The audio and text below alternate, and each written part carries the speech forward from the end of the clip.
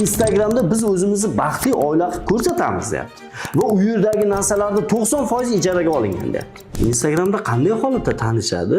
Albatta, tabiiyki Instagramga qiz ham o'zini farishta qilib ko'rsatib qo'yadi, yigit ham o'zini avliyo qilib ko'rsatadi-da. 21-asrda janobimiz biz bilan birga yashayotgan bo'lsa, mabodo farazan turmush o'rtoqlariga qanday muomala munosabatda bo'lgan bo'ladilar? Erkaklar uchun alohida bob bor ekan. Shunday. Tushkun kayfiyat natijasida ajrimga qo'l urib qo'yganlar bor. Qaynota, uyalmaysanmi, sharmanda, men onangga 40 yil yashab bermagan, qo'l ko'tarib xotin quli bo'lib qolding endi dedi. Musulmonlikning, islomning yagona va eng katta targ'ib qiladigan narsasi bu muhabbat. Assalomu alaykum hurmatli kuzatuvchilar. Avvaliga Saidabroq odamlar bilan qilgan suhbatimizni bugun davomini chiqaramiz xudo xolisa. Oila mavzusida 50 mingta ajrim haqida gaplashgandik. Ba'zi sabablarni va uni yechimlari haqida avval ham gaplashdik. Bugun xudo xolisa shu mavzuni davom ettiramiz va oiladagi ajrimlarga tushkunlik ham, stress ham sabab bo'lishligi mumkinmi degan savollar javobini qidirib ko'ramiz xudo xolisa. Assalomu alaykum. Va alaykum assalom. Assalomu alaykum. Yaxshi bo'lingizmi? Rahmat. Kayfiyatlaringiz yaxshimi? Alloh shukr. O'zingiz yaxshimisiz? Rahmat. Rahmat. O'tgan safargi ko'rsatuvdan keyin o'zi o'ylab o'sha payt niyat qilib qo'ygandik, ikkinchisini olsak deb, mana bugunga nasib qildi. Agar avvalgi ko'rsatuvni ham ko'rgan bo'lsangiz va sizga yoqqan bo'lsa, iltimos bu narsani o'zingizning izohlaringizda bildirib keting, yoqqan, yoqmaganligini. Domla, bugungi savolimizni birinchisini bersam, haqiqatdan ajrashishlarga tushkunlik sabab bo'lishligi mumkinmi oilani buzilishligiga? Keyin sabablarni alohida o'rganib chiqamiz, umumiy qaysi holatda inson o'zi tushkunlikka tushadi, nima uchun degan savolning javobini qilishga harakatlanamiz. Albatta, bu ajrimning eng asosiy sabablaridan bittasi tushkunlik. Tushkunlik o'zi nima? Bu fanda stress, depressiya deydi. Depressiya bu kuchaygan oxirgi darajasi ekan. Ya'ni depressiyaga tushib qolgan odam keyin o'zini o'ldirishga harakat qilib boshlar ekan. Undan oldingi holatda mana shu stressga, ya'ni tushkun kayfiyatga tushib qolgan odamga hech narsa yoqmay qoladi. Na farzandlari, na turmush o'rtog'i. Va imkon qadar u oiladan qochishga harakat qiladi. Eridan ham, farzandlaridan ham, Xudo saqlasin, ota-onasidan ham. Va tushkun kayfiyat natijasida ajrimga qo'l urib qo'yganlar bor. Masalan, keling men erkaklar tomonidan aytay. Moliyaviy qiyinchilik, tushkunlik kayfiyatiga olib keladigan narsalarning eng kattalaridan bittasi. Moliyaviy holat. Moliyaviy qiyinchilik, moliyaviy holat, iqtisodiy krizis deylik. Masalan, oilani ta'minlay olmaslik erkakni juda yomon tushkunlikka tushirib qo'yadi. Hatto bir adashmasam gapim bor-ku, haligi yo'qchilik yiqitar yigit zo'ran degan. Ali yo'qchilik, uyda 5-6 ta farzand, yeyman, ichaman, kiyaman deb turibdi. Ana erkak jonivor yetkazolmayapti. Bu yoqda ayoli bor, u ham o'ziga yarasha talablari bo'ladi. Bo'lib ham agar ayol bir tavfiqli, hidoyatli bo'lsa, boshqa masala. Lekin Instagramdagilarni o'ziga ustoz qilib olgan, ana psevdo psixologlar va bloger, vaynerlardan o'rnak oladiganlar bo'lsa, unda yerda tiriklay go'rga tiqadi u. Va natijada erkak jahl ustida ayolining javobini berib oryapti. Jahl ustida borib ajrimga ariza yozyapti. Jahl ustida kasbni yelkaga olib uydan chiqib ketyapti. Va shu jahl ustida eng yomoni o'zim guvoh bo'lgan tanishlarim orasida domla mana shu Surxondaryodan bir nechta tanishlarim ota-onasi menga aloqaga chiqyaptiki, o'sha o'rtog'ingizga bir aloqaga chiqing. Panda nasihat qiling. 4 yil bo'ldi deyapti, so'mkasini olib meni qaytib qoramni ko'rmaysiz deb ketganiga. Nimaga desa, bu yerda o'sha tushkun kayfiyatga tushib, eng qizig'i keyin Rossiyaga bunga aloqaga chiqsak, domla dahshat u yoqda bunga, ya'ni ichkilikka o'tirib qolgan. Rossiyada ham kunduz kun ishlab pul topar ekan, kechasi ichar ekan. Uyiga ham pul jo'natmaydi. Ya'ni demak, tushkun kayfiyat, tushkunlik, mana shu ruhiy buzilish ajrimlarda kattaroq foizni egallaydi.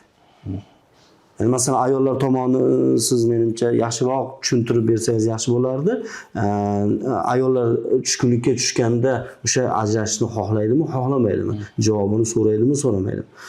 Lekin erkaklar borasida erkakni mana 3 ta bosqichga bo'lsak, birinchi bosqich, birinchi 3 ta qismga bo'lsak, birinchi qismda moliyaviy qiyinchilik, iqtisodiy krizis erkakni juda qattiq tushkunlikka tushirib qo'yadi va natijada u yo ichkilikka tarafga ruju qo'yadi, agar hali betavfiq bo'lsa, yo noto'g'ri yo'l bilan pul topishga harakat qilib Xbetga, onlayn qimorga, unga bunga pul tikib qo'yadi, yoki nomaqbul ishga qo'l urib qo'yadi.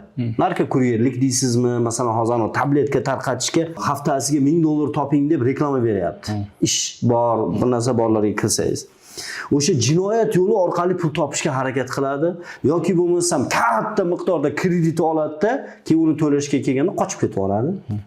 Va bularning hammasi oilaviy ajrimga olib boryapti. Birinchi, iqtisodiy qiyinchilik tushkunga tushirib, natijada ajrim bo'lyapti. Yuqorida aytib o'tdim men buni. Ikkinchisi, oilada erkak kishini erkak sifatida qaramaslik. Ayol tomonidan eriga hurmatsizlik qilinishi, itoat qilinmasligi, erkakni oila rahbari emas, bir xizmatkor sifatida qarash, uni pastga urish, yerga urish. Mana shuni yoniga, ayolning yoniga men erkakning o'zini ota-onasini ham qo'shaman, aka-ukasini ham.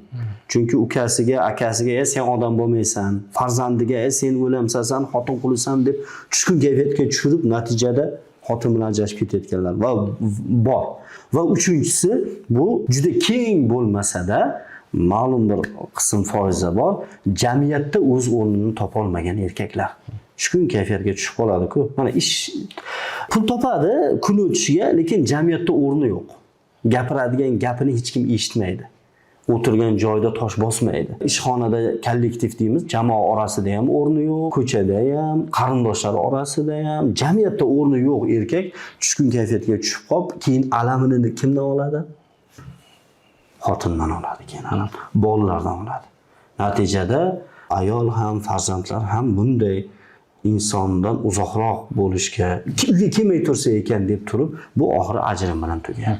Endi shu o'rinda bitta narsani biz odamlarga tushuntirib ketishimiz kerak-da, kuzatuvchilarga. Bu to'g'rimi, noto'g'rimi? Masalan, shunday yigitlar bor ekan, shunday erkaklar bor ekan, kayfiyati masalan bo'lmay tushkunlikka tushib qolganligi uchun insonning shaxsiyati ham bo'lishi kerak-da. Masalan, stержень deydi ruslar, haligani o'zini ushlab qola olishlik. Ya'ni insonda iymon, e'tiqodda biroz zaiflik bo'lsa yoki bo'lmasam o'zini shaxs sifatida qabul qila olmaydigan bo'lsa, biroz haligi shamol ham uni yiqitib qo'yishligi mumkin-da. Faqat bu narsani tushunishlik kerak, biz bu narsani oqlamaymiz. Erkaklar masalan bemalol biz tushkunlikka tushib qo'ydik, bo'ldi endi xotinni masalan javobini berishlik kerak ekan degan tushunchaga bormaslik. Biz bu narsani oqlamayapmiz, faqatgina tushkunlik ba'zan sabab bo'lib qolishligi mumkin ekanligi tushunmoqchimiz. Sabab bo'lib qolyapti, ko'p holatda. Bo'lib qolishligi mumkin. Yuqorida nimani aytib o'tdingiz? Opa-singillarimiz o'sha Instagramdagi o'ta go'zal hayotni ko'rgandan keyin erini ishiga yurishmayotgan bo'lsa ham, menda bo'ldi-da shu tajribamda. Bir ukamiz yozdi. Deydi, xotinim ketib qoldi deydi. Xotinim ketib qoldi. Nimaga desam, Instagramingni o'chir deb turib talab qilganligim uchun, Instagramni o'chirishni talab qilganligi uchun biz bu haqida ilgari ham gapirganmiz. Xotin jahl qilib ketib yubordi. Javobini berdi. Javobini so'ramagan-ku, umuman jahl qilib onasiga ketib yuborgan. Xo'p, nima o'zi muammo desam, Domla deydi, hozir ishlarim yurishmayapti, qiyinchilik vaziyatdaman, ichimda o'tayotgan o'zim bilaman. Xotinim menga tinmasdan reels tashaveradi. Uni ko'ring, sovg'a qilibdi, uni ko'ring, falonchi joyga boribdi, sovg'a beribdi, gul beribdi, sayohatga boribdi degan narsani eriga tashavergan. Bu siz aytgandek ruhiy bosim bo'lganda. O'zi ishi o'xshamay turganda xotini bu narsalarni so'ravergan, iPhone sovg'a qilibdi, menga qachon olib berasiz degan narsa jonga teggan. Keyin yig'ishtir Instagramingni deganda, o'chirasan degan Instagramni, shu bilan xotin Instagramni o'chirmayman deb turib, onasiga ketib olgan.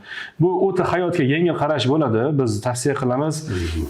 Biroz endi kattaroq bo'laveringlar. Bu hayot, oila, bola chaqa, nikoh degan narsalar muqaddasligi qayerda qoladi degan savol tug'iladi-da. Boshqalar bilan solishtirish ayolni o'zini ham tushkunlikka tushiradi. Erkakni ham tushkunlikka tushiradi-da. Haligi aytganimizdek, insonda iymon, e'tiqodda biroz tushunmovchiliklar, zaifliklar yoki yetarli ilm bo'lmaydigan bo'lsa, nima uchun u baxtli, menda o'sha baxt yo'q? Nima uchun unda eri ishi yurishib turibdi-yu, meni erimni ishi yurishmayapti? Solishtirish insonni o'zini ham tushkunlikka tushiradi-da. Shuning uchun biz tavsiya qilgan bo'lardik, sizga berilayotgan Ha, balkim 20 ta 30 talab atirgullarni bermayotgandir. Balkim masalan chiroyli joylarga olib bormayotgandir. Lekin o'sha turmush o'rtog'ingizni sizga yoqqadigan yoki bo'lmasa umuman boshqa yaxshi tomonlar bordir. Albatta. O'sha tomonni qabul qilib, mana bu tomondagi kamchiliklarga sabr qilingan bo'lsa va o'zi ne'matlarni eng qadrlisi aytaman-da. Er-xotin birgalashib, qiyinchiliklardan chiqib, sabr qilib, qo'llab-quvvatlab, dadasi hali hammasi yaxshi bo'ladi. Iltimos, tushkunlikka tushmang, biz haqiqiy duo qilamiz degan har xil qo'llab-quvvatlaydigan so'zlar bilan erkak kishini chiqarib yuborsa bo'ladi-da bu paytda.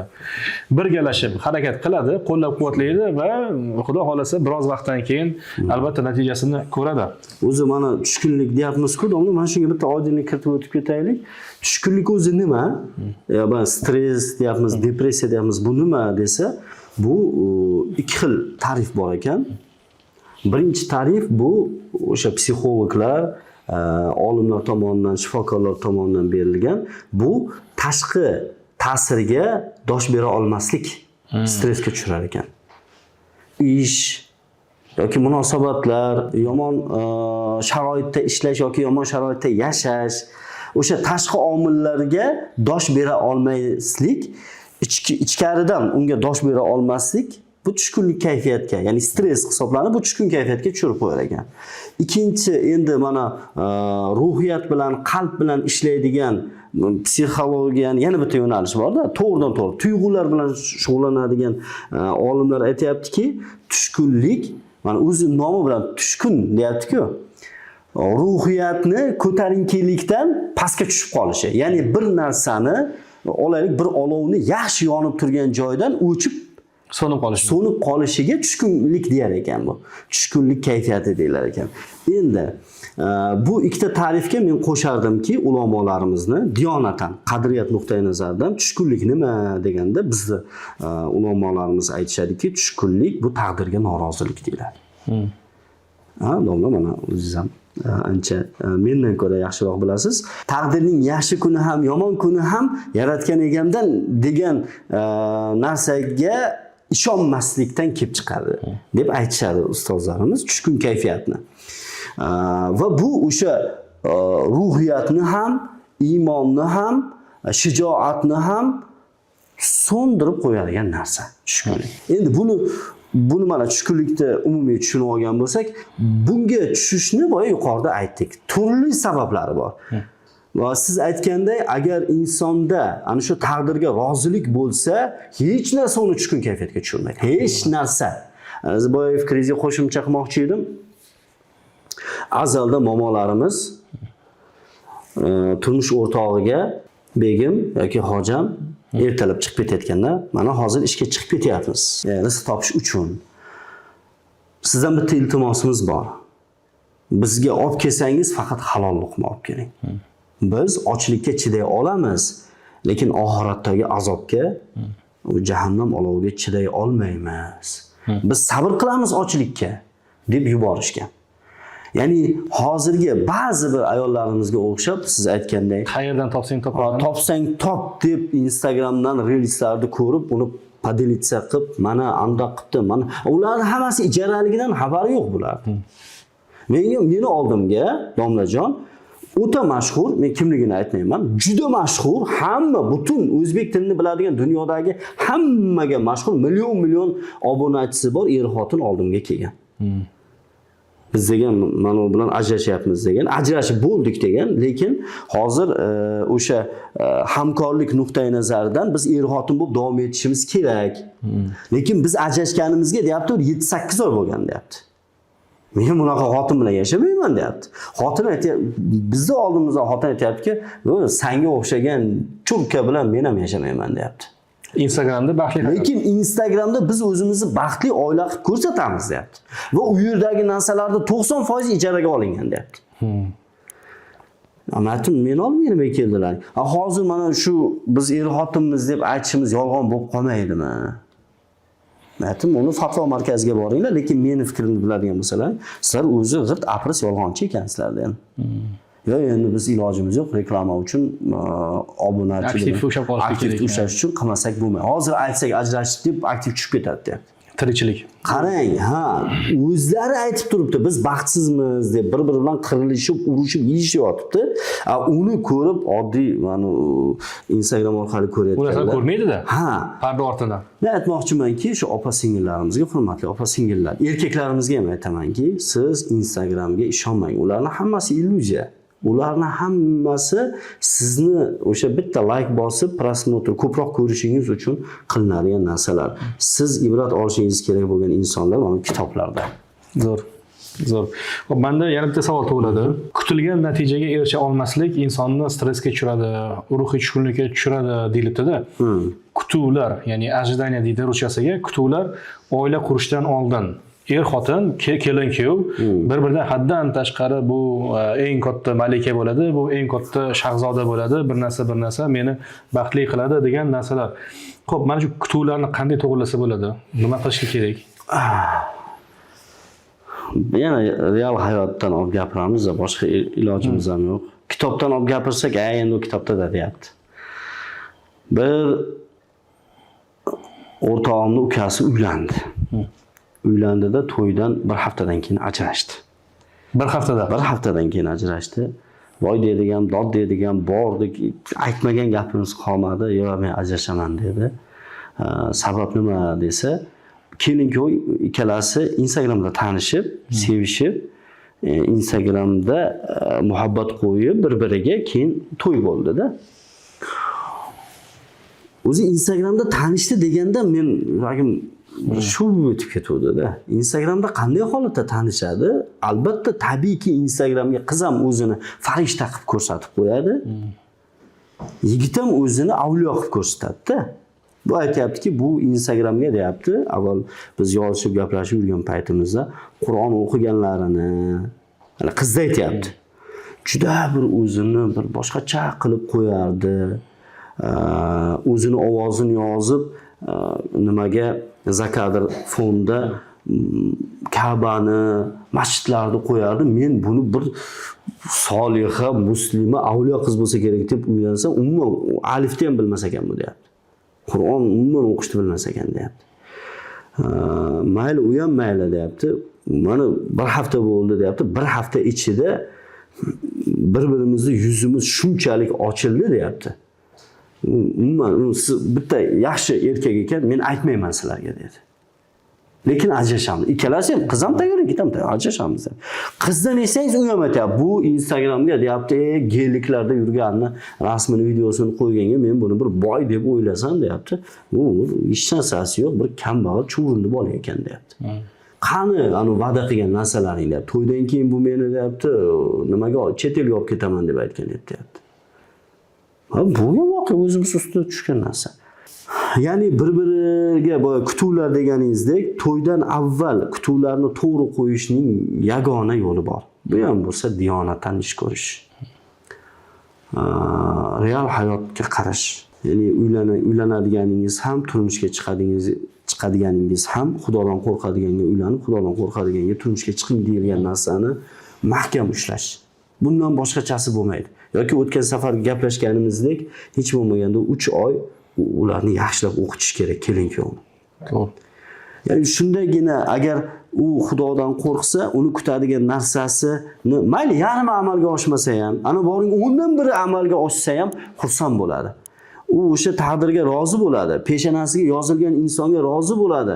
Nikohning muqaddas ekanligini, nikohning naqadar bir nima deydi, qadriyatlarimizni eng bir ulug'laridan, muqaddaslaridan ekanligini his qiladi. Va bo'lgan bo'lmagan narsaga javob beravermaydi, bo'lgan bo'lmagan narsaga javobini bering deyavermaydi-da keyin. Va ular o'z vazifasini anglab yetgan bo'lish kerak. Vazifasini anglab yetish uchun, kutuvlarni to'g'rilash uchun demak, avvalo ota-onalar diyonatli bo'lish kerak. Zo'r. Diyonatli oiladan qiz qilib, diyonatli oilaga qiz bergan. O'qishga, o'qib tayyorgarlik ko'rishlik kerak dedingiz-ku. Hozir men shu o'rinda tavsiya qilib ketay. Hozircha biz bilgan yagona onlayn o'quv kurslari bu Ikrom Sharif ustozning kurslari bor oila masalasida. Ya'ni onlayn shaklda Saodat qasrimida? Farog'at qasri. Farog'at qasri. Oila bo'yicha tayyorgarlik ko'rishadi. Lekin meni shaxsiy mendan kimdir so'raydigan bo'lsa, shunga o'xshash kurslardan bir 1000 tasi bo'lsa qani edi deymanda. O'shanga ustoz sizga tavsiya qilaman. Bu haqida bir o'ylab ko'ring, jiddiy. Birgalikda qilaylik inshaalloh. Hurmatli kuzatuvchilar, agar sizlarga qiziq bo'lsa bu narsa, ustozdan bir qanaqangi oilaviy masalada dars olib, onlayn shaklda yoki offlayn shaklda yozib qo'yinglar kommentariyada. Balkim ilhomlari kelib ketadigan bo'lsa, men ham qo'shimcha qo'yay. Domlamiz 10 yillik tajribaga ega ustoz hisoblanadilar. Avvalda kurs ham qilgan ustoz. Va bu kursni birgalikda agar davom etkazishimizni yoki shu kursni qilishimizni istaganlar izohlarda yozib ketinglar. O'ylab ko'ramiz balkim. Keyin inshaalloh birgalikda harakat qilamiz. Lekin to'g'risi aytganimdek, Ikrom Sharifdek ustozdek bir 1000 tacha odam bo'lganida qani edi. Men o'ylayman, ishonaman shu narsaga. Men ishonaman, jamiyatda ajrashishlar sonini yaxshigina kamaytirsa bo'ladi. Tavsiya qilamiz. Farog'at qasri kursi Ikrom Sharif domlaga tegishli bo'lgan onlayn kurs. O'qib bitirganlarni o'zim guvohi bo'lganman. O'sha paytda offlayn bo'lganda tavsiya qilganmiz-da. Hozir juda go'zal yashashyapti. Zo'r. Oila qurganlarga ham yaxshi, oila qurmaganlarga ham yaxshi bo'ladi, foydasi tegadi. Domla sizdan Makkada bir video olgandik. Qadrlanish masalasida. Xo'p, izohlari shu darajada ko'p izohlar yozildiki, men bilmayman, minglardan oshib ketdi va o'qimay qo'ydik oxiri, vaqti yo'q unga. Mana shu qadrlanish masalasida ham bir ikki og'iz aytib keting. Masalan, kelinlar yaxshi niyatlar bilan kelishyapti va qadr ko'rmayapti. Xizmatini chiroyli qiladi. Birinchi men aytaman-da, insonni tushkunlikka tushirib qo'ygan narsalardan, o'zi kichkina narsalardan boshlanadi. Kelin butun mehr muhabbatini hammasini jamlab turib juda ham bir go'zal taom tayyorladi. Kechqurun go'zal dasturxonlarni tayyorladida, er keldi yoki bo'lmasam qaynona keldi, boshqalar oila a'zolari keldida, yedi, ichdi, turdi, ketdi. Bir og'iz rahmat onasi, baraka topgin, qo'llaring dard ko'rmasin, juda ham mazali taom bo'pti demagan bo'lsa, bu sekin boshlanish nuqtasida. Ya'ni u o'zini, men shuncha mehnatni kimga qildim o'zi? Men bu uyda oila a'zomanmi yo cho'rimanmi? degan his-tuyg'ulardan asta-sekin boshlanadi-da. Xo'p, mana shu qadrlanish masalasida kimga nima tavsiya qilgan bo'lardingiz? Xo'p, avvalo ikkita tarafga ham aytamanki, erga ham, xotinga ham bir-birini qadrlash kerak. Oddiy gap, bir-birini qadrlash kerak degan. Bu nima degani o'zi? Bu nima degani? Qanday qilamiz buni deydi. Qarang, ba'zida-chi, siz bir insonni yaxshi ko'rasiz, lekin o'zbekchilik qo'shtirnoq ichidagisini aytyapman. O'zbekchilikni ba'zi bir shunaqa bir o'zbekchiligimiz borki, xotinini yaxshi ko'rishini ota-onani oldida ayta olmaydi. Mayli, aytolmasin. Lekin bitta eshikdan kirib chiqadi-ku, qo'lida shokoladmikan, gulmikan olib kiryapti. Yangi kelin-kuyov, hali to'yiga bir 3-4 kun bo'lgan. Kirsa qaynona qayerga ketyapsan deydi. Qaynota, uyalmaysanmi, sharmanda, men onangga 40 yil yashab bermagan, gul ko'tarib xotin quli bo'lib qolding menda deydi. Agar shu uyda qaynopa, qayinsingil bo'lsa-ku, urdi xudo. Opasidan ko'ra xotinni afzal ko'rdi deydi. Dedim, yo'q, onasiga ayta, oyi deydi, sizdan ko'ra deydi, 3 kunlik xotin afzal bo'lib qopti. 25 ga 30 ga kirib sizga biror marta gul olib kelmagan, xotiniga gul olib kelibdi degan vajlarni, janjallarni chiqaradi-da. Ani kelin erkakning qalbidagi tuyg'uni bor-ku, erkakdan ham o'ldirib boraveradi. Keyin senga olib kelsam uyda janjal bo'lar ekan deb boshqa olib kelmay qo'yadi.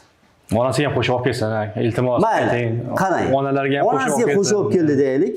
Mana birinchi onasiga kelib gulni berdi, farazan. Keyinda xotiniga ham olib borsa, oni shuncha yoshga kirib, onangga gul olib kelganda xotiningni teng qildingmi menga degan gaplarni ham eshitganmiz-da o'sha tanishlardan. Ya'ni aytmoqchimanki, qadrlash degan narsani o'sha ota-onalardan iltimos qilardim. Avval farzandlarni, eng boshdan aytaylik, farzandlarini qadrlab ulg'aytirsin. Farzandni qarg'ab, so'kib, uni moldan olib molga solib, odam bo'lmaysan deb emas, qadrlab ulg'aytirsin, muhabbat bilan ulg'aytirsin. Mana shu yerda bir ustozlarimizni meni o'zim bir umr qalbimda saqlab yuradigan narsani aytaylik. Modomiki bizni mana vatanimizda aksariyat qismi musulmonmiz, musulmonlikning, islomning yagona va eng katta targ'ib qiladigan narsasi bu muhabbat. Muhabbat. Islom muhabbat dini. Ana shu muhabbatni farzandga o'rgatsak, hamma narsani Jaloliddin Rumiy Hazrat aytgandek, yaratilganlarni yaratganligi uchun seving deganda Hazrat.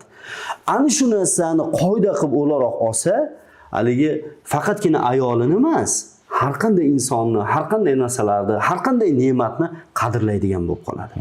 Endi olaylik, ota-ona bilan birga yashamaydigan, alohida yashaydigan erkaklar. Ayolini, avval erkakda aytaylik, ayolini qadriga yetmayapti. Ko'chadan ovqat yeydi, uyga kelib uni ovqatini yemaydi. Ko'chadagi ayollarga, qizlarga qaraydi, uydagi xotinga e'tibor yo'q. Asosan choyxona yuradi. Mana shu eng ko'p hattoki nima deydi? Ancha-muncha ustozlarimizni asabiylashtirayotgan narsa videoda erkakmisan, xotiningdan qo'rqmasang choyxonaga chiq degan gap. Mana shu videoni qilayotganlarga aytamanki, sizlar juda ko'p oilalarning buzilishiga sabab bo'lyapsizlar. O'sha choyxona yuradi, ayol siz aytgandek uyda bir cho'ri yoki qulga aylanib qolyapti. O'zini shunaqa his qiladi-da. Shunaqa his qilib qoladi. Yo, o'zi shunaqa qaraydi. Sen deydi, menga xizmatkorsan, xizmat qilishing kerak. Men senga shunchaki uylanganman deb o'tgan safar ham aytdik. Ota-onam olib bering, o'zim ham palonchini olmoqchi edim, uni yerga tegib ketdi, keyin seni oldim. Ha, endi 3 ta farzandli bo'ldik, endi chidab yashayman. Yashasang shu. Bu erkakka nima deymiz? Sen zolimsan deymiz. Sen zulm qilyapsan. Tezda etagingni yig'ishtir. Yo'qsa ana bu isbot talab qilmaydigan aksioma.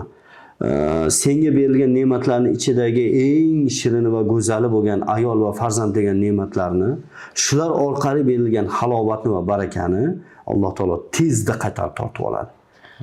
Yoki seni juda katta balo bilan balolaydi. Etagini yig'ishtirish kerak. Uni o'rniga nima qilsin?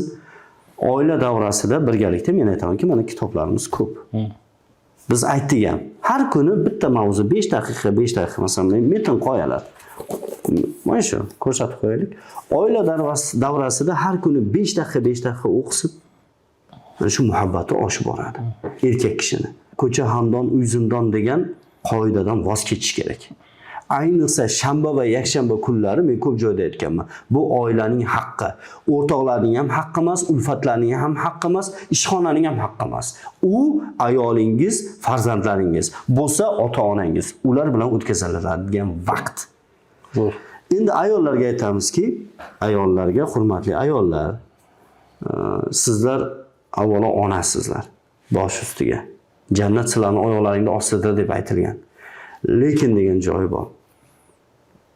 Bugun nimagadir ko'payyapti. Aksariyat demaylik, ko'payyapti noshukrlik kayfiyatidagi ayollar. Ko'payyapti erini shunchaki buning ehtiyojlarini qondiradigan bir mashina sifatida ko'radigan ayollar. Bankomat. Orzularini ushaltiradigan bir sehrgar deb qarayapti unga. Shuna kuf-suf deydi-da, orzularimda yo'q, unaqa emas. Erkak inson, u ham odam, u temir emas u. Siz uyda o'tirib yoki siz ayol sifatida ko'ra olmayotgan narsani u erkak ko'ra oladi. Ko'chadagi mashaqqatni erkak biladi, o'zi biladi qanaqa qilib ro'zg'or tebratayotganini. Qanaqa qilib halol mehnat qilib, shuncha fitna zamonda hamma bir-birini sotib ketadigan zamonda halol mehnat qilib bola chaqaga olib kelish mashaqqatini erkak kishi biladi, xolos. U erkakka nisbatan sizni ozgina so'zingiz ham uni qadrini baland qiladi. Oddiy misol. Obodonda ishlaydi. Yoki bo'lmasa yetkazib berish xizmati. Rus tilida dastavshik deyiladi. Yetkazib beruvchi bo'lib velosipedmi yoki skuterda ishlayotgan erkak uyga keldimi? Dadajonisi, begim, sizni anu velosipedingiz menga qo'shnini erini geligidan afzal desin. Siz men uchun qirollardan, sultonlardan afzalsiz. Siz qo'ying boshqa narsani. Odamlar xotinini Baliga olib borib tillotiroz taqayotgan paytda sizni bizga olib kelayotgan halol ikkita noningiz ana shundan men uchun afzal desin. Erkakni semirishini ko'rasiz. Otday kishnashini ko'rasiz uni. G'ayrati jo'shib, ruhlanib, keyin ko'rasiz uni qanaqa ishlar qilishligini. Sizga tegib nima ko'rdim? Otamni uyda unaqa edim, sen meni xor qilding, umrimda yeding. Kep senga o'xshagan dastavchikka tegamanmi? Taksistga tegamanmi? yoki shunaqa bir ustaga ham tegamanmi kelib deydigan ayollar, siz Alloh taolo sizga yozib, peshonangizga yozib bergan halol nikohdagi juft halolingizga nisbatan nonko'rlik va noshukrlik qilyapsiz. Asli baxt nima deydi? Boya siz yuqorida aytdingiz. Baxt ikki insonni juda to'g'ri aytdingiz. Men avval ko'p joyda eshitmagan gapni aytdingiz. Bir-birini qadrlashida. Ya o'zi biz aytamiz-da, nahotki bir rahmat, qo'lingiz dard ko'rmasin, u xoh erkak bo'lsin, xoh ayol bo'lsin, va umringizdan baraka toping, yaxshi ham borsiz degan so'zlar aytish insondan na mashaqqat, na xarajat, na hech narsa talab qilmaydigan narsa-da. Shunchaki o'tirganda ikki og'iz gapiriladigan gaplar. Ayol kishiga, ayniqsa kelinlarga bu juda ham katta ruhiy dalda bo'ladi. O'sha ruhiy tushkunlik haqida gapiramiz-ku. Ruhiy tushkunlikka birinchidan tushmaydi. O'z vaqtida minnatdorchilik eshitib yurgan bo'lsa, mabodo tushgan bo'lsa ham chiqarib yuboradi-da.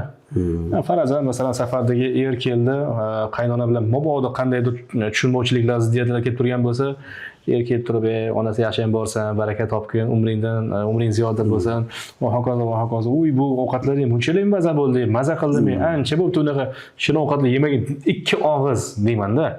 Sizdan na mashaqqat, na xarajat talab qiladigan narsalar. Xo'p, xuddi shunday ayollar ham erlariga aytganingizdek, rahmat, umringizdan baraka toping, yaxshi ham borsiz degan narsalar bu erkakka ham, ayolga, har qanday insonga mehnat qilib, masalan, mashaqqat qilib, harakat qilib oilasi uchun mehnati qadrlanishli kerak. Xohlaydi, bo'lmaganda tushkunlikka tushadi. Bo'lmaganda qiynalib qoladi. Va biz aytganimiz bu eng boshlanishi. O'sha paytda indamasligi mumkin. Xoh er bo'lsin, xoh ayol bo'lsin, ichiga yutadi-da va mana shu narsalar bizda ichga yutish haqida ham suhbatimiz bor ekan. Shunga bitta qo'shimcha qilay. Ichiga yutib beradigan bo'lsa, bitta qo'shimcha qilay. Xoh er bo'lsin, xoh xotin ochlikka chidashi mumkin. Ko'ryapmiz, chidayapti. Bemorlikka ham davolanmasa chidab yurishi mumkin ekan.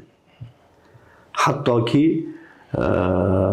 ijarada yashab, ijara 15-20 ta joyga ko'chishga ham chidashi mumkin.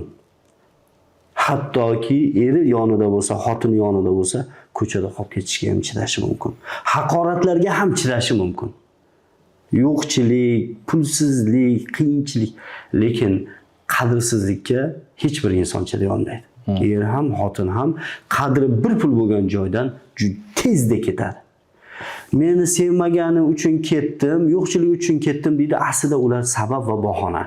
U qadr topmaganligi uchun u yerdan ketgan bo'ladi. Hali shoir, yozuvchilar aytganday, qornimga emas, qadrimga achinaman. Sen meni qadrimni toptagan kuning o'zi mendan ketgan eding. Shunchaki biz munosabatlarni ushlab turgan edik xolos. Endi shuni ham uzdik deydi. Shuning uchun ba'zi insonlar bor, qadringizni bir pul qiladi, ammo majburiyatdan muomala qilasiz. Ayniqsa oilada er xotin majburiyatdan munosabatga kirishadi. Nimaga 4 ta 5 ta bola bor. Lekin shularga ham aytamizki, qadringiz yo'q bo'lib ketdi, qalblar Allohning qo'lida. Uni qayta tiklasa bo'ladi. Faqat buni ilmini olish kerak. Domla buni ilmini olish kerak. Qanday desa, o'sha insonning qalbiga tegishli mana shuncha kitoblar, qalbga tegishli, ruhiyatga tegishli kitoblarni o'qib borish kerak ekan. Zo'r. His tuyg'ularni ichiga yutish bu ham insonni ruhiy tushkunlikka tushirishi mumkin deyiladi-da. Hop, hissiyotlarni bo'lmasam chiqarish kerak bo'lsa, ayol ichiga yutib yuraveradigan bo'lsa, erkak yutib qanday qilib uni ifoda qilsin? Urushsinmi, janjal qilsinmi, piyola sindirsinmi? Qanday qilib ichidagi his tuyg'ularni yutib yurmasdan chiroyli qilib o'z o'rnida bayon qilib ketsa, hali katta musibatlarni oldini olish mumkin bo'ladi. Xo'p, bu yerdachi qarama-qarshi ikki xil ilm bor. Domla hayratga tushadigan.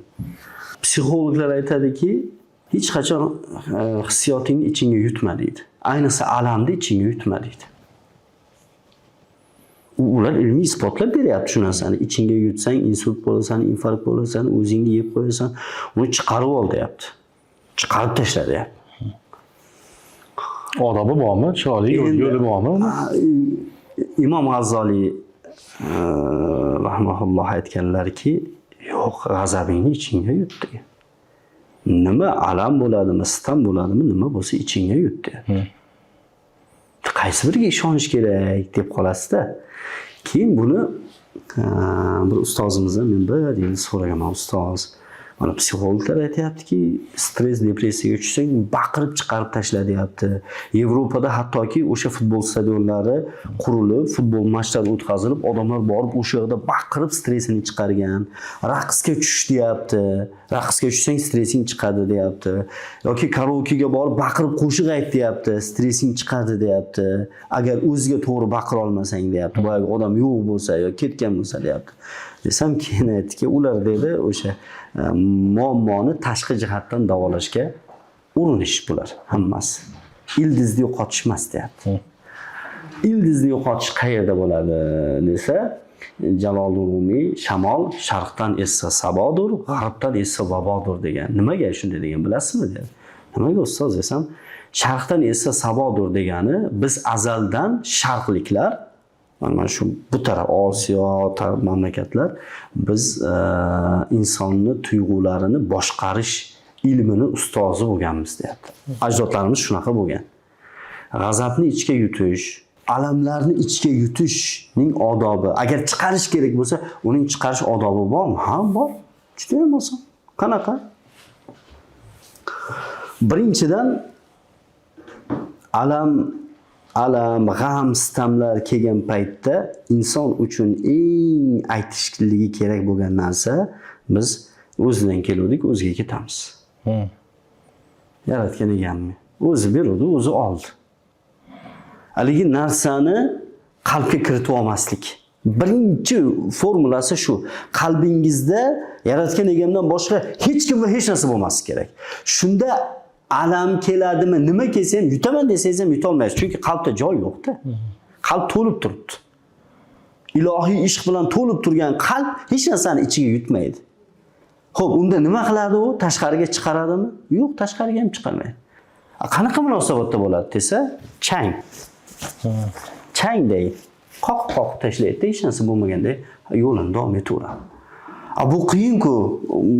Qanaqa shuncha alam bo'ladi-yu, meni shuncha haqorat qildi-yu erim yoki xotinim shuncha meni oyoq osti qildi-yu, qanaqa qilib men alamimni unga chiqara olmayman yoki ishxonamda kimdir meni haqorat qildi, qanday qilib men unga qaytib baqirmasdan jim keta olaman? Qachonki inson o'zini yaxshi tanib olmasa, qalbida o'sha dunyoga muhabbat bog'lanib qolgan bo'lsa, baqir-chaqir qiladi. Va natija yaxshilikka emas-da, yana yomonlikka. Buning uchun nima qilish kerak desa, buning uchun o'sha alamga, g'amga botgan paytda ustozlarimiz aytadiki, tahorat qilsin, o'tirib olsin, yotib olsin, sayohatga chiqib ketsin. Safar qilinglar, salomat bo'lasizlar degan.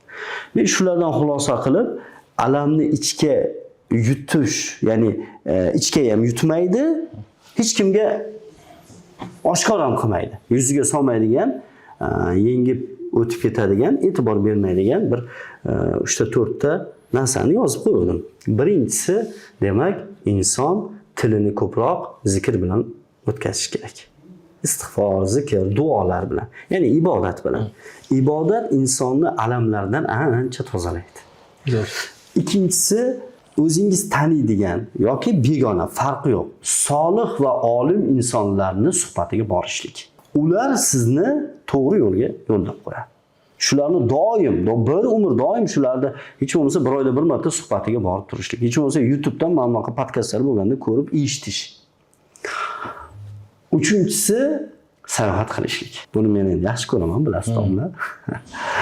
Sayohatni nimadan boshlash kerak desa, shart emas sayohatga haligi chet elga chiqish. Masalan, oddiy Toshkentda yashaydiganlarga aytamanki, Toshkent Hojikin elektropoyezdi narxi qancha hozirda? Xo'p, tez yurar bo'lsa 30 ming so'm. Sekinroq yuradiganda 20 ming so'm atrofda. 20 ming so'm bilan borib, 20 ming so'm bilan kelsa bo'ladi. Hojikentda shunaqa go'zal joylar bor. Boshqa joyga bormasin. Piyoda shu Hojikentda o'zida, o sal teparog'ida toshga o'yilgan arxeologik mezolit davridan, paleolit davridan qolgan rasmlar bor, petrogliflar bor. Tepada qancha tog' bor, qancha go'zal joylar bor, daraxt bor, kislorod bor, toza havo bor. Bemalol. Uni ham qila olmayman desa, eng uyiga yaqin qarindoshinikiga mehmonga borsin. Aytmay borsin. Borganda eshigini taqillatib kirib borsin, qo'lida ikkita non bilan. Mana shu ham sayohat. U ham bo'lmasa, qo'shnilarnikiga mehmonga chiqsin. Hech bo'lmasa uydamisiz, qo'shni deb. Qo'shni tomdan tushganday bo'lib qolishi mumkin, lekin ket yo'qol demaydi-da. Hech qaysi o'zbek unaqa demaydi-da. Kir deydi. Endi va oxirgisi alamni, g'amni ichga yutmasdan, boshqalarga ham azob bermaydigan qilib undan chiqib ketishning yo'li, eng yaxshi yo'li biblioterapiya. Kitob terapiyasi. Kitob o'qish. Mana boya o'zingiz ham aytdingiz-ku, shaxmat ustiga qotillik o'qiyapsiz. Mana hozir men kelganimdan beri kuzatyapman. Shu narsaga ko'proq urg'u beryapsiz, anu kitobning ichida yashayapsiz-da. Va tashqaridagi mayda-chuyda narsalar sizga ko'p ham e'tiboringizga tushmaydi-da. Masalan, g'ami, tashvishi oliy bo'lgan, maqsadi oliy bo'lgan, himmati baland bo'lgan insonlar mashinasi yonib ketganda ham indamay qo'ygan. Uyi portlab ketsa ham deb qo'ygan-da. Lekin maqsadi, g'ami, uy va mashina bo'lganlar sal mashinasi qirilsa, urush, janjal qilib shunaqasini ko'rganmiz. O'g'li mashinasini yuvayotganda bilmasdan qirib qo'ygani uchun o'g'lini urib qo'lini sindirib tashlagan otalarni bilaman. "Va, qancha pulga oluvdim" deb o'g'ilni so'kib, urib qo'lini sindirib tashlagan. Tasavvur qilyapsizmi? Demak, nima qilish kerak ekan? Boyagi 4 ta yo'l. Birinchisi zikr, bitta takrorlab qo'yamiz. Ikkinchisi solih odamlarni, olim odamlarni, ulamolarni, ustozlarni suhbatida bo'lishlik, eshitishlik. Uchinchisi sayohat, to'rtinchisi mutolaa. Zo'r. Hop, men sizni ikkala fikringizni birlashtirib beraman. Psixologlar ichga yutmaslik kerak deyishyapti. Bizni o'zimizni sharh mutafakkirlarimiz uni ichga yutish kerak deyishyapti. Bunga boshqa bir yechim bor. Islomda oila, muammo va yechimlar degan juda bir ajoyib kitob bor. Hazratimiz kimda? Yo'q. O'zimizni kursdoshlarimiz tarjima qilishgan. Shakli taxmini shunaqa. Katta emas. Inson oila qurgandan keyin tushishi mumkin bo'lgan ehtimoliy muammolar keltirilgan. Bu muammolarga qanday yechimlar bor degan nima? Xo'p, aytiladi, agar bir inson, masalan biz hozir his-tuyg'ularni ichga yutish haqida gaplashyapmiz-ku. Bitta boyaga misollar qaytaradigan bo'lsak, masalan ayol kishi zo'r qilib tayyorgarlik ko'rdi, eri rahmat demasdan turib chiqib ketdi. Yemadi ham, qaramadi. Yedi, balki minnatdorchilik bildirmadi. Ayol kishini bu xafa qiladi. Xo'p, nima o'sha zahotiyoq ichidagi his-tuyg'ularni aytib olishlik kerakmi deyilsa, yo'q deyiladi-da. Yo'q, o'sha zahoti aytilmaydi. Xo'p, lekin ichga ham yutilmaydi. Qaysi ma'noda? Biroz vaqt o'tadi, 5 kun, 10 kun, 20 kun va yaxshi kayfiyat bo'lganda, masalan, yaxshi kayfiyat bo'lib turgan paytda bir og'iz maqtab qo'yib, siz o'zi juda ham yaxshi insonsiz, juda ham yaxshi turmush o'rtog'isiz, farzandlaringizga go'zal tarbiya berasiz, yaxshi otasiz deb bir og'iz maqtab qo'yib turib, keyin bo'lib o'tgan narsani aytsin deyiladi-da. Xo'p, o'sha kuni men biroz ranjib qoldim. Men biroz xafa bo'ldim. Bildingizmi? Sezdingizmi o'sha narsani? Desin. Xo'p, erkak kishi tabiiyki hayron bo'ladi. Qachon nima bo'ldi o'zi? Qanday qilib seni xafa qilishim mumkin? O'sha kuni sizga rosa tayyorgarlik qilib, ovqat tayyorlovdim, pishiruvdim, harakat qiluvdim. Biroz rahmat demaydi dadasi. Iltimos, sizdan siz juda ham yaxshi ko'raman. Siz juda ham eng yaxshi otasiz. Shu keyin zabar bunaqa e'tiborsizlik qilmang deb bir og'iz halagani iltifot, erkanlik, hamma go'zal tarzda xo'p nima deyilmoqda? Deyilyapti. O'sha zahotiyoq siz his-tuyg'ungizni bildirmang, xafasiz. Eringizni ham jahlni chiqarib qo'yishingiz mumkin xafagarchilik orqasidan. Va ichingizga ham yutmang. 10 kun, 20 kun bir oy o'tgandan keyin yaxshi kayfiyatda bir og'iz maqtab turib, keyin hissiyotlaringizni aytib oladigan bo'lsangiz, ta'sir bo'ladi. Xuddi shunday erkaklarda ham ayol kishidan nimadir xato kamchilik sodir bo'ladigan bo'lsa, o'sha zahoti to'g'rilashga urinmaylar deymizda. O'sha zahoti siz unga e'tiroz bo'lib tanqid qiladigan bo'lsangiz, hech kim tanqidni ko'tarmaydi. Hamma yomon ko'radi. Xo'p, urush janjaliga sabab bo'lib qolishligi mumkin. Hatto ajrimga ketib qolishi. Va biz aytgandek, islomda oila, muammo va yechimlardagi tavsiya deb o'z aslida. Ayolingizdan kamchilik sodir bo'ldimi, o'sha zahoti indamaysiz. Sayr sayohatgami biron joyga olib chiqasizda, kafega, restoranga, biron joyga kechki sayrlarga chiqib turib gaplashib, onasi sen o'zi juda ham yaxshi ayolsan, juda ham pazandasan, falonchi bir og'iz maqtab oladi. Undan keyin o'sha kuni biroz sendan xafa bo'ldim. Biroz ko'nglim qoldi. Iltimos qilaman, sen bilan umrimizning oxirigacha bir yaxshi munosabatda bo'lishni xohlayman. O'sha kuni qilgan ishing xato bo'ldi-da. Takrorlama. Sendan ranjib qolishdan va sendan norozi bo'lib qolishni istamayman. Desa, o'sha zahoti muammo bo'lganda u ichiga yutdi, lekin kelgan paytda birozdan keyin ayta oldi. Ya'ni insonda ichiga yutib yuradigan bo'lsa ham biroz qiynalib qoladimi deyman. Ichiga yutib yursa kasal bo'lib qoladi. Doimiy yutib yuradigan bo'lsa, aytganimizdek ruhiy tushkunlikka sabab bo'ladi va xudo ko'rsatmasin ertagisi oilasi buzilib qolishiga sabab bo'lsa. Umuman bu haqida hali mavzular juda ham ko'p ekan. Hozir qarayman, juda ham ko'p narsa yozgan ekanmiz, lekin cho'zilib ketdi. O'tgan dasturimizga qaraganda biroz uzunroq bo'ldi. Agar ma'qul kelgan bo'lsa, bitta like bosib qo'yinglar, ayamanglar iltimos va fikrlarni yozinglar. Balkim xuddi shu mavzuni yana davom ettiramiz keyingi sonda. Va yana qanaqa mavzular qiziqtiradi? Qiziq, ha.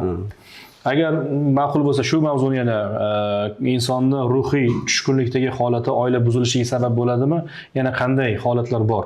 Shu haqida gaplashamiz yoki bo'lmasam siz yozgan mavzularni bir qator ko'rib chiqamizda va siz tanlagan balki mavzuga yechim qidirishlikka harakat qilamiz. Nima uchun oilalar buzilyapti? Muammo qayerda va uni yechimini xudo xolisa qidirib ko'ramiz. Hammaga rahmat. Kitoblar tavsiya eting. Oxirgi nimani o'sha tushkunlikdan tushishga qanday kitoblar o'qisa bo'ladi degan savol bor ekan. Shuni bitta aytib. Xo'p, menda zo'r bitta nima bor. Boya aytganingiz, shaxmat ustidagi qotillik hozir bu yerda olib kelmagan ekanmiz. Xo'p, bu qadrlanish, boya gaplashib o'tdik-ku. Qadrlanishni ichida ishonish ham bor-da. Ya'ni sizga hech kim ishonmay qo'yadigan bo'lsa, "Ey, men bu narsani qilmadim" degan paytda ota-ona, er-xotin, masalan, farzandlar, qo'ni-qo'shnilar, qavmi-qarin hamma sizni yolg'on gapiryapti deb ishonmaydigan bo'lsa, inson rosa tushkunlikka tushib qolar ekanda. U shu darajada yomon ahvolga tushadi, hatto yashashdan ham umidi qolmaydi. Shaxmat ustidagi qotillik mana shu kabi holatga tushgan bir erkak haqida gap ketadi-da. Keyin o'rtada, ya'ni qamalgan bo'ladi. Bizni qahramonimiz qamalgandan keyin izquvor yollaydi, izquvor keladi, men sizga ishonaman deydi. Siz bu jinoyatni sodir qilmagansiz. Men sizni hali oqlayman degandan keyin bir odam bo'lsa ham unga ishonch hosil qilib, bo'ldi degandan keyin odamda yashashga umid paydo bo'ladi-da. Yashashga umid paydo bo'ladi, yashashda hayotdan o'zi mazmun, mohiyat nimadirlarni qidirishni boshlaydi. Men albatta tavsiya qilaman, shu kabi holatlarni boshdan o'tkazib, hissiyot bilan o'tkazmoqchi bo'lsangiz, kim qanday holatda shaxmat ustidagi qotillik.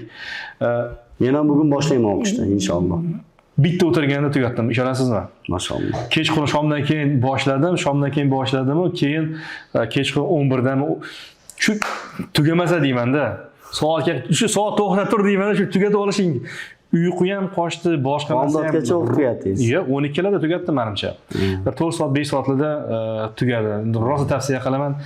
Zavq olib turib, men birinchi o'qigan arab yozuvchisini detektiv kitobi ekan, maza qildim, tavsiya qilaman. Xo'p, biz ham tavsiya qilib qo'yamiz. O'zi men avval ham ko'p aytganman, o'sha 20-asr boshida biblioterapiya degan terapiyaga, tibbiyotga bir yo'nalish qo'shilgan. Ya'ni bu kitob mutolaa orqali terapiya qilish, davolash. Yevropaliklar 20-asr boshida qo'shgan bo'lsa, biz 14-15 asrdan beri biblioterapiya bilan shug'ullanamiz. Ya'ni biz o'sha Qur'onni o'qib, hadis kitoblarini, ana undan keyin ulamolarimizni, allomalarimizni, mutafakkirlarimizni kitoblarini o'qib, o'zimizga ruhiy oziqa olib, ruhiy tarbiyalab, ruhiy davolanib kelyapti ajdodlarimiz. Biblioterapiyada o'sha Yevropa olimlari aytadiki, tibbiyotdagi bir qancha kasalliklarni psixosomatik, psixologik, nevrologik, masalan, nevroz o'ta jiddiy.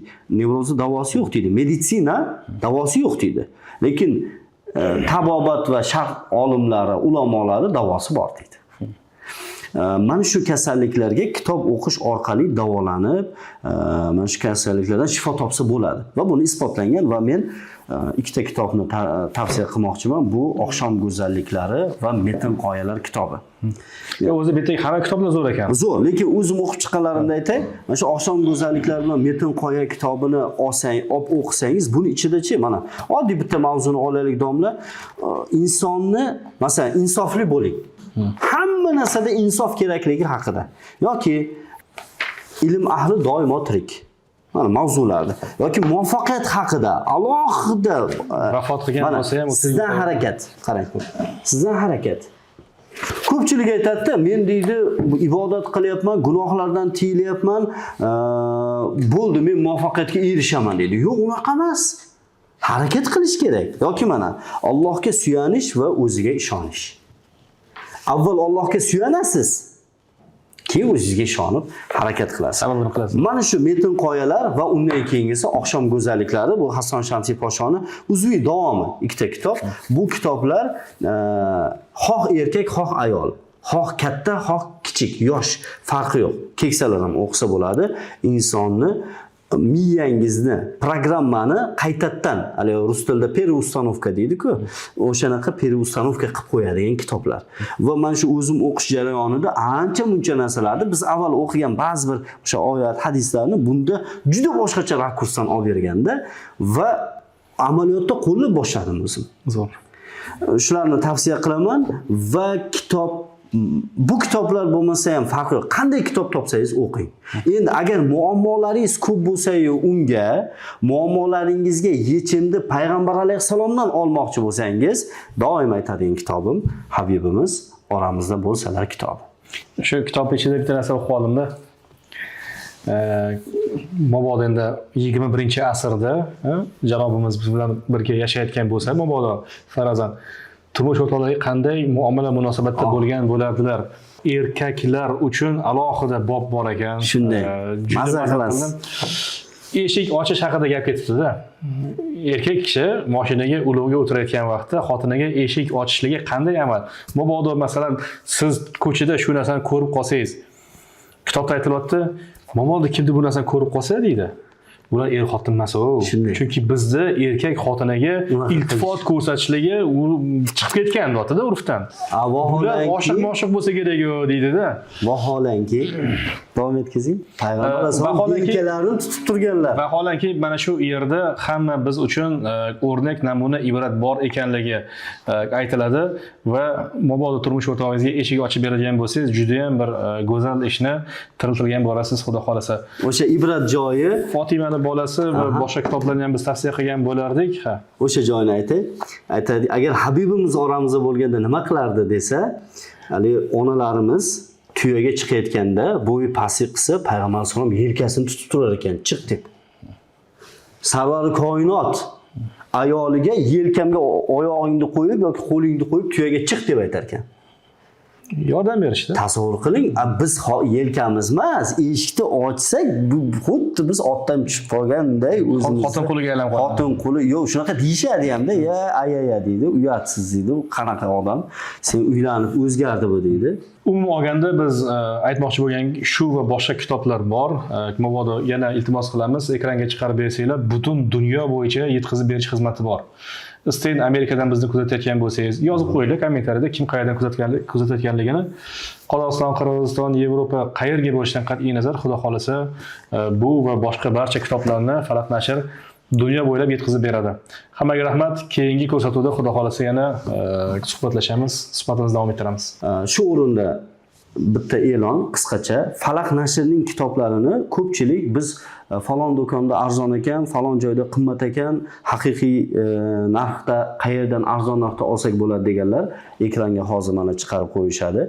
Mana shu raqamlarga qo'ng'iroq qilsangiz, Falaq nashrning o'zini sotuv bo'limiga tushasiz va uyingizgacha yetkazib berishadi, dunyoning qaysi nuqtasida bo'lsangiz ham. Agar suhbatimiz sizlarga ma'qul bo'lgan bo'lsa, izohlarda fikrlaringizni qoldiring va keyingi dasturlarimizda, sonlarida qaysi mavzularni olib chiqishimizni istaysiz, buni ham yozib qoldiring.